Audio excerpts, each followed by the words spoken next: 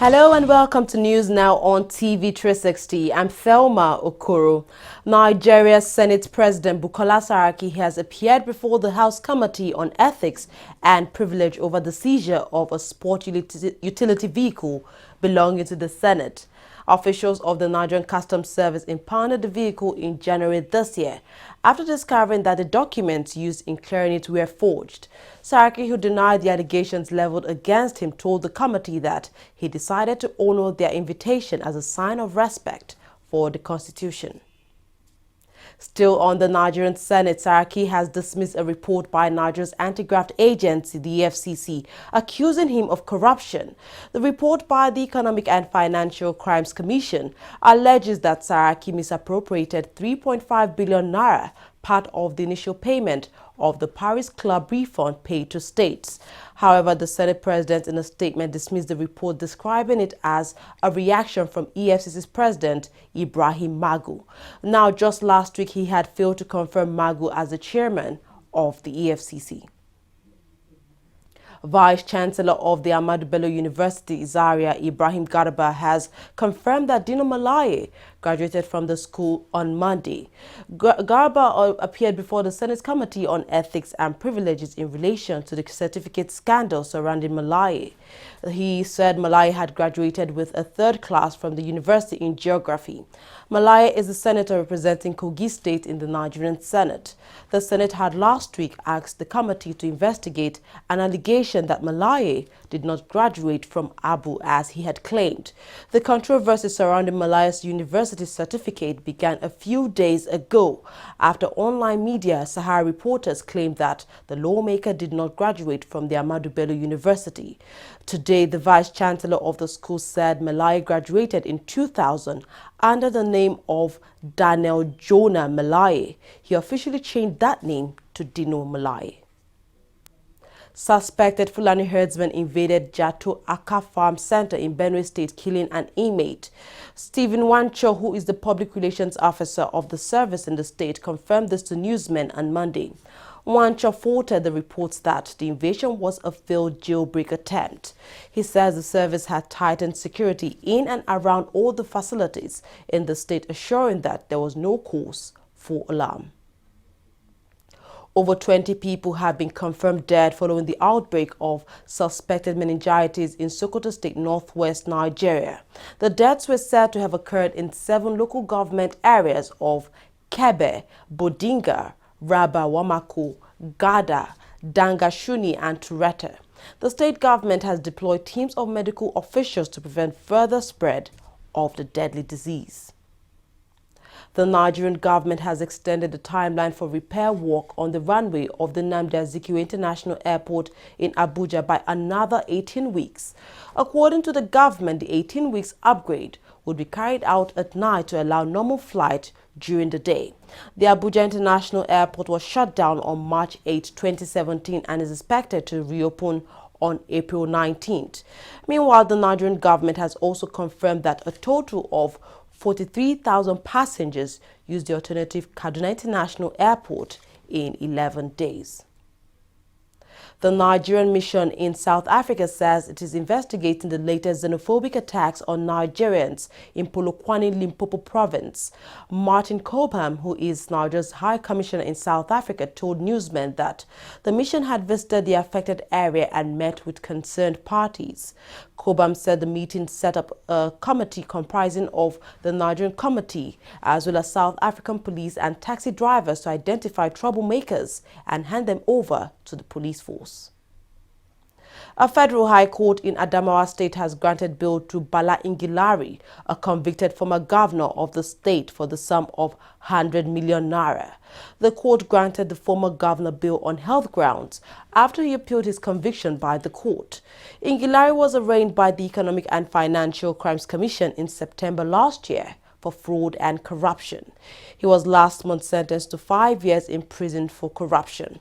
He is, however, appealing that conviction. The Senate Committee on Customs, Excise and Tariff has commenced investigation into alleged 4 trillion naira revenue leakages in the Nigerian Customs Service between 2006 and 2016. Chairman of the committee, Hope Uzodinma, during an interview over the weekend, stated that the committee would stop at nothing in recovering the money, which he says was lost to lapses and various infractions in the customs service. The two warring parties of the People's Democratic Party have been urged to settle their differences for the good of the party. The party has been divided into two factions, one led by Ali Modu Sheriff as the national chairman, while the other is headed by Ahmed McCarthy, who is the caretaker committee chairman. Now speaking at a press conference over the weekend, members of the Reconciliation Committee urged both factions to come together to aid the growth of the party. All actors of the party should desist from making derogatory, inflammatory, and divisive statements against party officials, stakeholders, and members. 2. That the party should not dissipate her energy amongst itself, but to focus on how to unite and be a formidable opposition capable of taking over power from the failed APC-led government. 3. That all key actors in the ongoing peace process should henceforth desist from making public press statements attacking each other and statements insinuating negative acts capable of dragging the party to the mud. And 4, but not the least, in conclusion, all key actors in the PDP have agreed to work together with National Reconciliation Committee led by His Excellency Saraki Dixon, who is the chairman of this committee, to engender peace and genuine reconciliation that will last forever in our great party. In view of the dwindling fortunes standing of our party,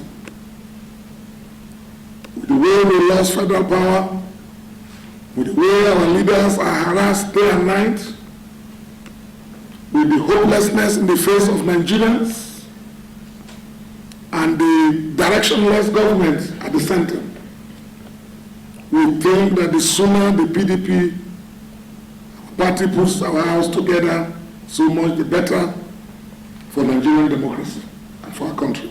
In trying to repair this party, I urge all leaders and entire members to forgive each other, remain calm, and shun away from using any bad language, unholy remarks, abuses, and any accusation that will further divide us while we wait for the efforts of all concerned in trying to resolve this problem. Meanwhile, the two factions of the People's Democratic Party are again on the path of war.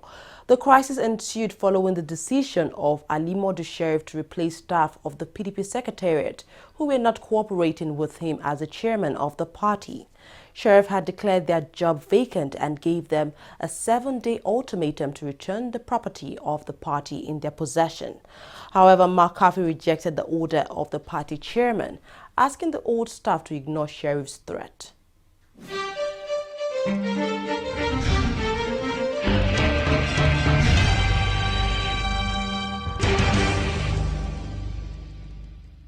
Corruption not in my country. What is wrong with you? Man saying no. Said I drew for more than 1 hour. Yeah, me. Ọ̀rọ̀ yín náà ni mò ń ṣe. Ọ̀rọ̀ yín náà ni mò ń ṣe. Ká kúrò fún Ọlọ́run. Ká satisfy yín níbi ọ̀rọ̀ yín náà ni mò ń ṣe. Ẹ wo jẹ́ ká lọ tare ká kúrò nbi báyìí. Ẹ jọ̀ọ́ ẹ má bínú. Hello ọ̀gá. Màá dọ́dọ̀ yín lẹ́sẹ̀ yín. I'm assure you 5 minutes. Màá dọ́dọ̀ yín. Ẹ gbà bẹ́ẹ̀. You are deceiving another customer just like you deceived us. The same way he deceived us. Eh? Why? Ètò ni iṣẹ́ yìí. Bó o bá kúrò ò lè jẹun, ò lè jẹun. Bó o bá kúrò ò lè jẹun ìyá mi. Bó o bá kúrò ò lè jẹun.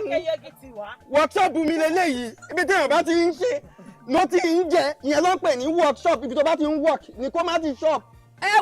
You cannot base your business on lies. Koda now, it is corruption and it cannot work. Not in my country. Corruption not in my country.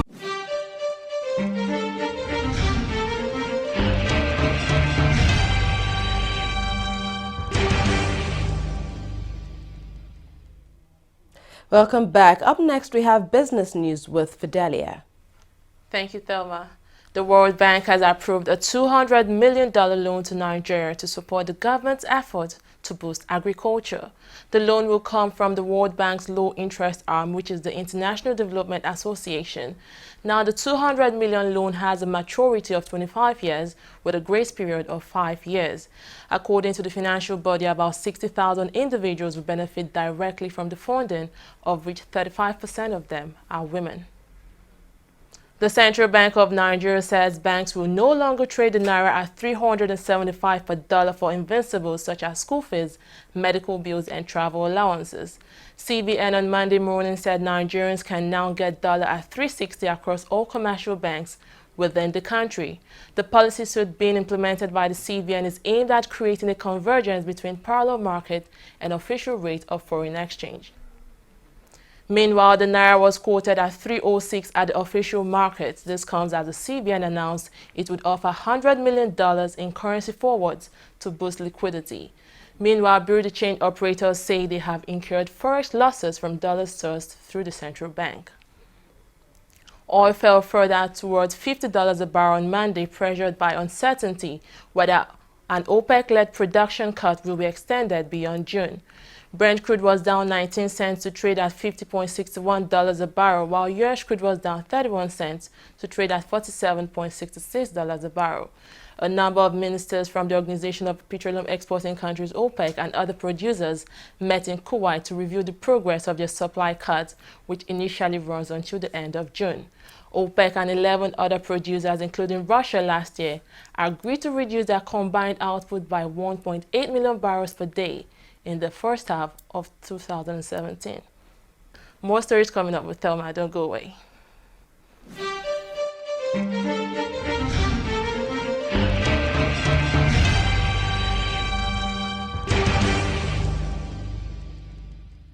Corruption not in my country.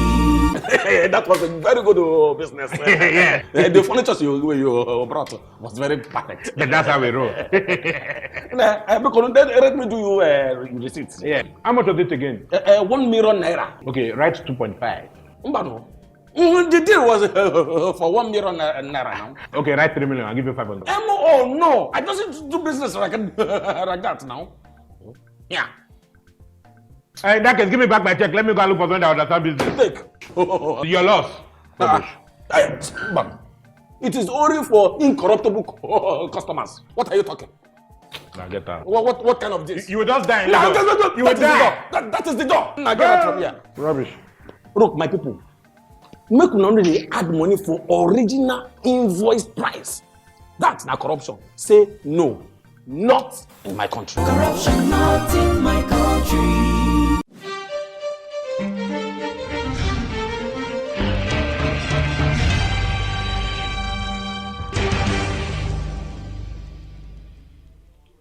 Welcome back.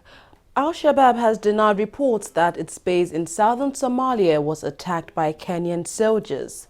Earlier, Kenya's government said its soldiers killed 31 Al-Shabaab fighters and seized a number of weapons, including improvised explosive devices. However, the militants have now dismissed that story. Kenya's soldiers are part of the African Union force supporting the Somali government to rid the country of the militants. 7 Japanese high school students and their teacher have been killed in an avalanche at a ski resort. Another 40 people, mostly students, were hurt, including 2 who were in critical condition. The victims were part of a 70-strong group from several schools who were on a 3-day mountain climbing training trip. Dozens of troops were involved in the rescue efforts amid bad weather and heavy snowfall.